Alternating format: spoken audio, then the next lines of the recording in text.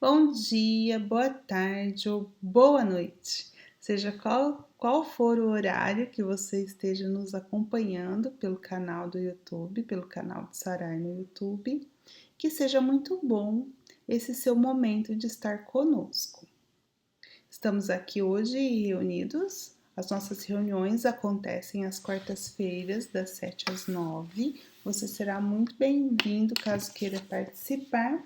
Pode colocar uma mensagem no vídeo que eu passo o link se você quiser participar ao vivo. Aqui na gravação, nós fazemos a leitura comentada. E depois da leitura, mas não vai para a gravação, nós temos o encontro fraterno onde trocamos impressões, dúvidas, comentários e experiências. Você será muito bem-vindo. Nós estamos estudando o segundo livro da série psicológica, O Homem Integral, segundo capítulo desse segundo livro. O título desse capítulo, Estranhos Rumos, Seguros Roteiros. Já vimos a primeira sessão desse capítulo, Homens Aparência, e agora estamos quase finalizando, acredito que mais essa parte é a próxima, finalizamos o estudo da fobia social. Então, a mentora Joana de Ângeles vem nos dizer que nós, seres humanos na sociedade, vivendo em sociedade, nós vamos sendo pressionados por constrições de vária ordem. E essas constrições, essas pressões, elas podem afetar-nos em alguns fenômenos de adoecimento da mente ou da psique. E uma dessas anomalias que podem nos afligir são os estados fóbicos, principalmente aquilo que é denominado fobia social. É o medo de estar no grupo social, de se expor no grupo social. E isso vira uma patologia. Então, não é o medo ou o receio natural daquele que é tímido. É diferente, porque a fobia social é muito mais que isso. A fobia social, em situações em que a pessoa precisa se expor ou de alguma forma a situação a leva a essa exposição, ela ela passa por sintomas físicos, como sudorese, como ela cita vários, né? Tremores. Então, passa do natural, da natural timidez e vai para o campo do distúrbio da saúde mental, é um distúrbio. Assim, Joana vai nos dizer que ela começa agora a entrar num campo para poder explicar as raízes dessa patologia. Porque se é uma doença, o que causa essa doença? Essa é a pergunta. Por que essa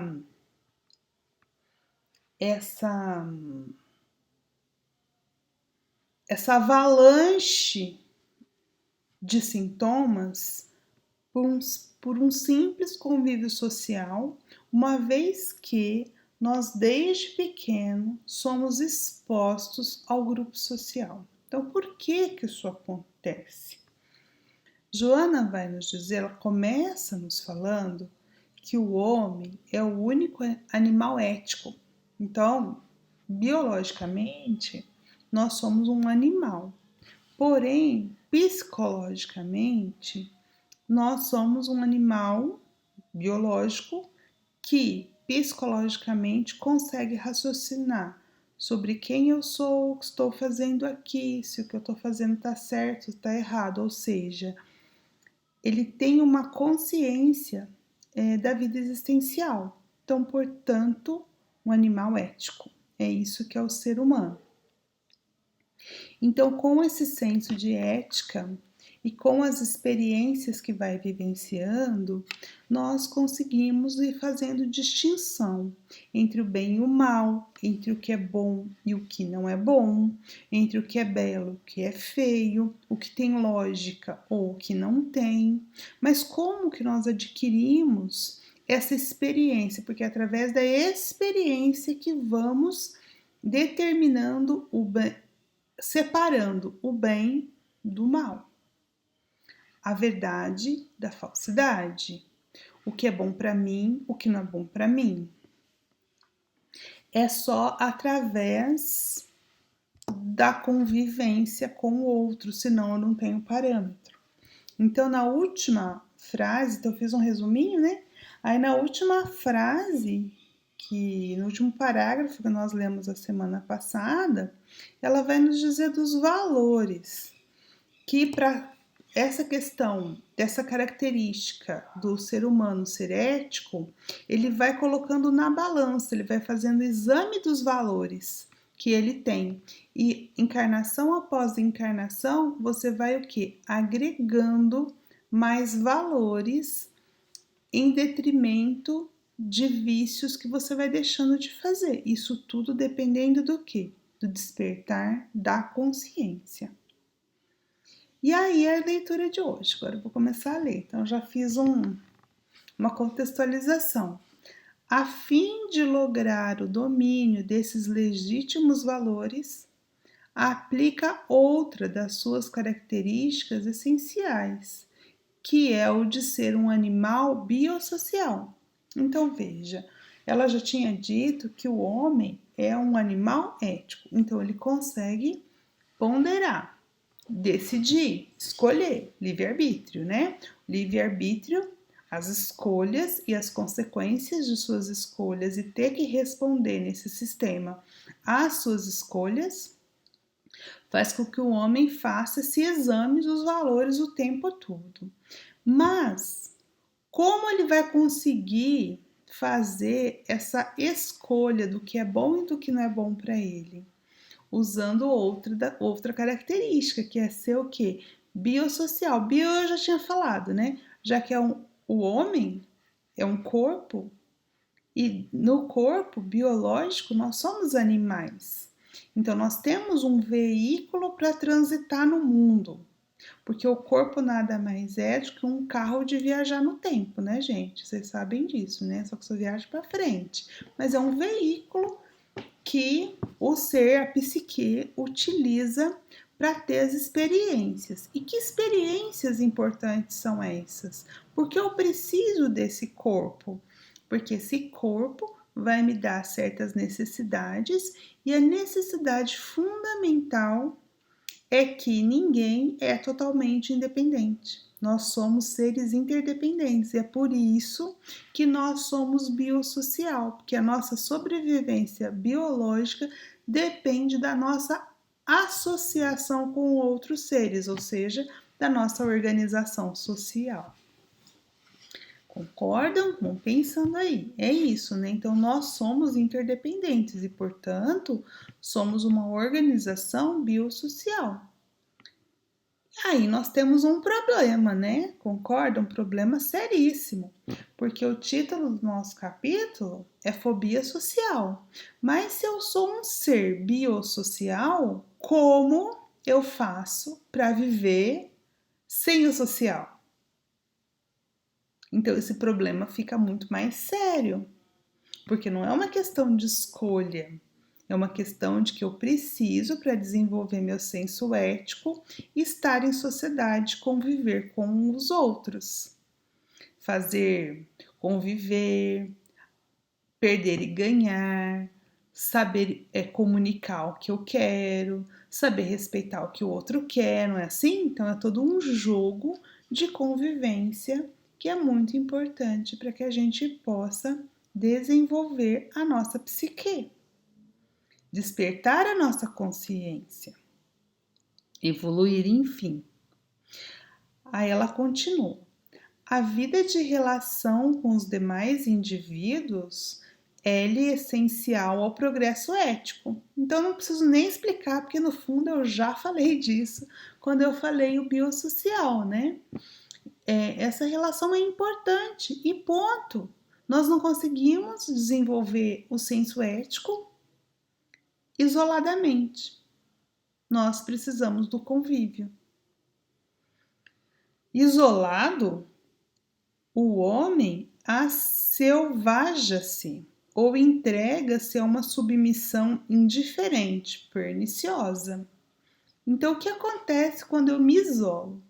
Aí eu fiquei pensando, né? É muito complicado a gente pegar uma situação assim de isolamento, porque por mais que a pessoa tenha fobia social, ela vai ter algumas características, mas isolada de tudo ela não consegue ficar, alguma relação ela estabelece. O que ela faz é diminuir as suas relações. Mas aí eu fiquei pensando e me lembrei de um desenho do Tarzan. Na verdade era filme, depois que virou desenho, mas eu gosto do desenho. O Tarzan. Então o Tarzan é uma... Apesar que ele tinha um relacionamento social, né? Só que não era com outro ser humano. Eram com os chimpanzés. Então nós vamos ver que quando o Tarzan entra em contato com pessoas da sua espécie, ele tem dificuldade de compreender certas coisas. Quem não assistiu o filme, um bom convite aí para o final de semana. Assista Tarzan e fica pensando. Então, o que acontece quando eu me isolo?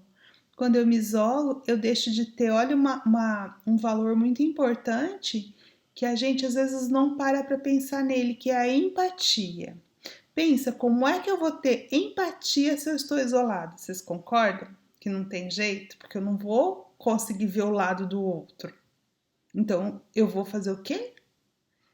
Evidenciar o egoísmo, que é uma grande chaga, que vai ter muitas consequências. Então, é isso que ela está dizendo. A convivência social, ela é importante, porque sem ela, eu vou me tornando menos humano, porque o que faz o ser humano ser humano? Né? Pensa o que é direitos humanos, o que é ser humano, o que é uma característica de ser humano? É justamente uma das coisas a caridade, a empatia, o respeito, e eu não consigo isso se eu estiver isolado. As imposições do relacionamento social exterior, sem profundidade emocional, respondem por uma explosão fóbica. Vamos parar por aqui. Não vou ler tudo não, depois a gente lê de novo. Então, o que acontece? Como a gente viu anteriormente, não é possível a gente se isolar completamente, porque existe uma relação de interdependência. Então, aquele que tem fobia social, ele vai tentar fugir de situações em que tem aglomeração. A gente disse isso na semana passada, lembra das características? Ele tem ansiedade extrema, ele tem medo de falar em público, ele estabelece pouco ou nenhum contato visual, evita um ambiente com muitas pessoas, acredita que não consegue fazer nada. Mas algum contato social ele tem, só que esse contato que ele tem dá a ele ou provoca nele alguns sintomas. Mas algum contato ele tem, isolado de tudo, ele não fica na nossa vida moderna, né? E o que vai acontecer? A própria sociedade, esse pouco relacionamento, pode ser no núcleo familiar que ele tenha, vai cobrar dele que ele tenha mais relacionamento social, não é assim?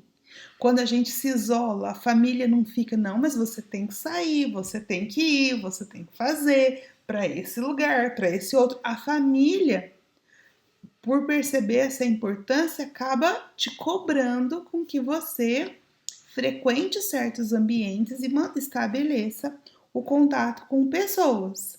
Então aí é o que ela está dizendo, as imposições. Então chega uma hora que isso é quase imposto a você. Você tem que fazer isso. Pensa, é uma criança que tem essa tendência, ela tem que ir para a escola e ela vai conviver com as pessoas na escola. Então é imposto, a sociedade acaba impondo isso.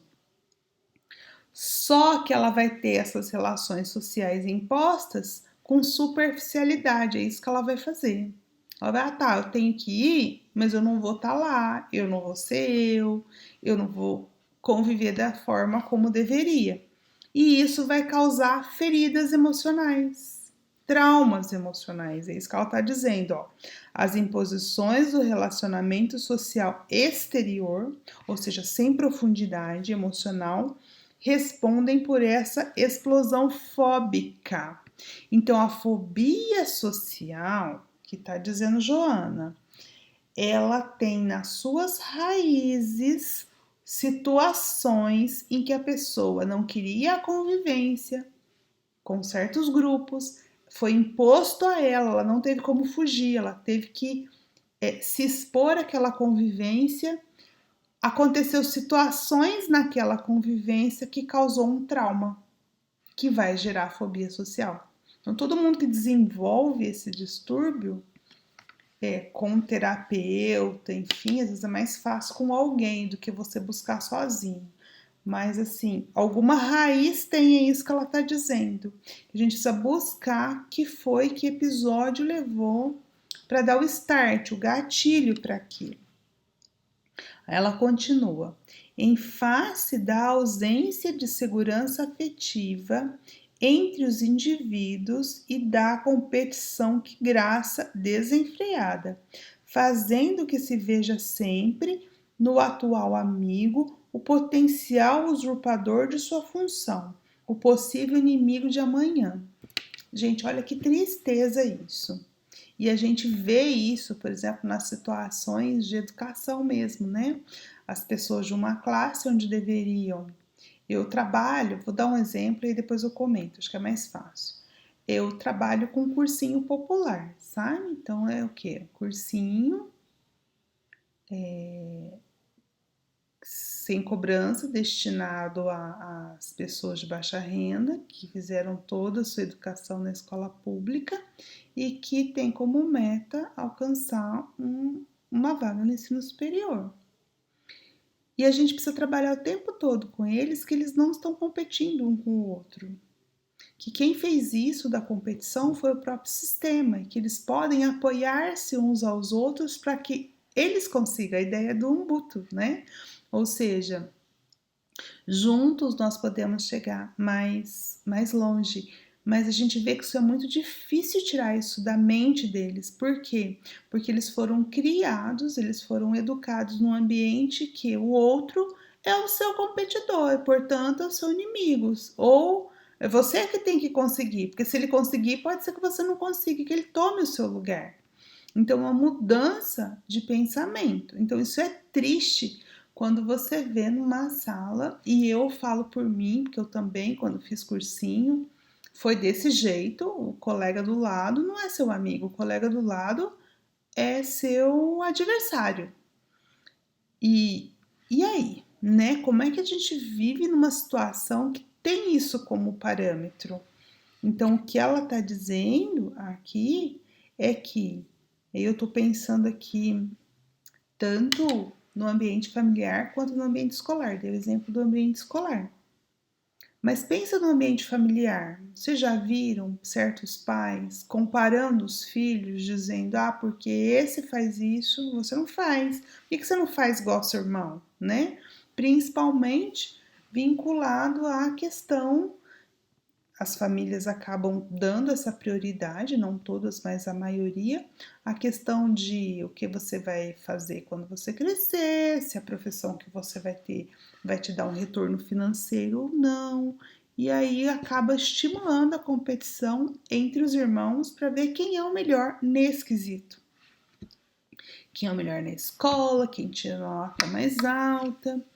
Então, esse tipo de atitudes que os mais velhos, vou colocar assim, aqueles que têm a responsabilidade de educar as crianças, acabam impondo a eles, vai gerar o quê? Uma insegurança afetiva.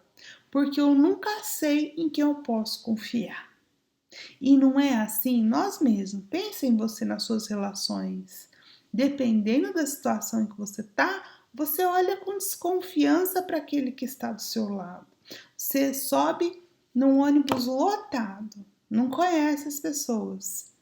Você se abre ou você desconfia que ele pode te roubar, que ele pode te prejudicar? Então é isso que a sociedade moderna vai fazendo de nós, vai nos estimulando essa ausência, como ela diz, de segurança afetiva.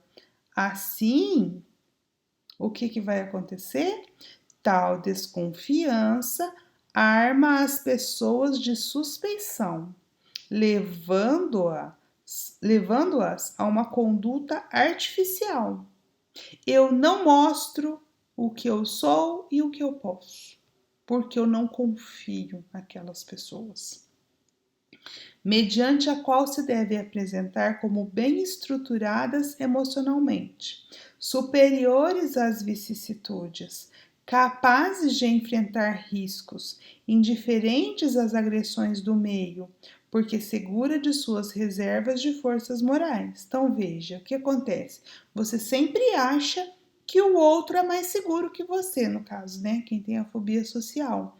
Ele acha que o outro está mais preparado que ele, mas mal sabe ele que o outro tem tanta insegurança quanto ele, não é assim? Porque eu tô vendo só o exterior. Então a pessoa acaba não se mostrando, se escondendo, gerando assim instabilidade entre o que demonstram e aquilo que são realmente. Surge então o pavor de serem vencidas, deixadas à margem, desconsideradas. Daqui a pouco eu vou fazer uma. Daqui a pouco não, vou fazer agora, ó.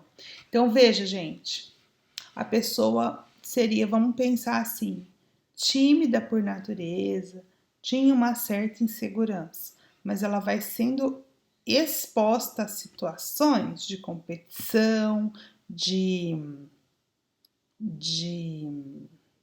disputa mesmo, e aí ela vai percebendo que ela não pode confiar nas pessoas.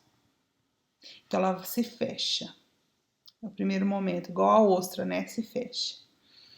Depois, como ela tem que continuar convivendo, porque não tem como ela se isolar completamente, o que ela começa a fazer? Como uma atitude de autoproteção, ela não mostra o que ela tem dentro de si, ela não mostra suas fragilidades. Ela vende uma imagem em que ela é segura, em que ela tá bem, em que ela tá bem preparada. Por quê? Porque o outro é meu inimigo, então eu preciso mostrar para o outro as minhas armas.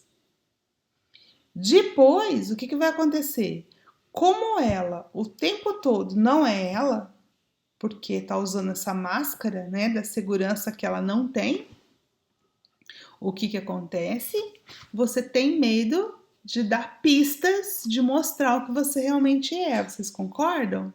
Então, elas começam a desenvolver o pavor de ver reveladas as suas fragilidades e de serem vencidas pelos outros. O mecanismo de fuga da luta, sem quartel, apresenta-se-lhes como alternativa saudável, por poupar-lhes esforços que lhe parecem inúteis, desde que não se sentem inclinadas a usar dos mesmos métodos do que se creem vítima. Veja, aí eu vou parar aqui. O que está acontecendo aqui que ela está dizendo? Então, depois de todo esse encadeamento que a pessoa precisa o tempo todo tá fortalecendo para mostrar uma imagem daquilo que elas não são. Então, é o tempo todo essa luta para mostrar esse ser que não é. Só que essa pessoa, ela não quer ser igual os outros, ela não quer ser desonesta, ela não quer competir, porque ela é contra isso, por isso que ela se fechou. Então, ela não quer usar os mesmos métodos de imposição que ela se sente vítima. Então, ela entra no quê? Num conflito. Por isso que ele fala, fuga da luta sem quartel. Fuga da luta sem quartel. Ou seja, você está o tempo todo lutando contra os outros, porque você acha que os outros são seus inimigos, e contra você mesmo, porque você não pode deslizar, você não pode mostrar suas fraquezas, porque então o teu inimigo vai ganhar. Então é uma luta inglória, né, gente? E isso, segundo Joana, é que vai causar a neurose, a patologia, que é a fobia social. Bom, gente, é isso. Aí vamos refletir aqui no grupo, nós vamos conversar um pouco mais, mas para vocês aí de casa que vão assistir depois, pensem nisso. Tragam para vocês se vocês passaram por situações na infância, na adolescência, situações como essa em que vocês foram expostos a situações e você enxergava o outro, o colega, como um competidor, como inimigo, e isso fez com que você tivesse muitas reservas para mostrar quem você realmente era. E isso pode ter deixado marcas na sua psique. Vamos refletir essa semana e a semana que vem a gente vai ler o trechinho final para ver o que Joana tem para concluir conosco. Tenha uma ótima semana. Abraço fraterno. Até mais. Até quarta-feira.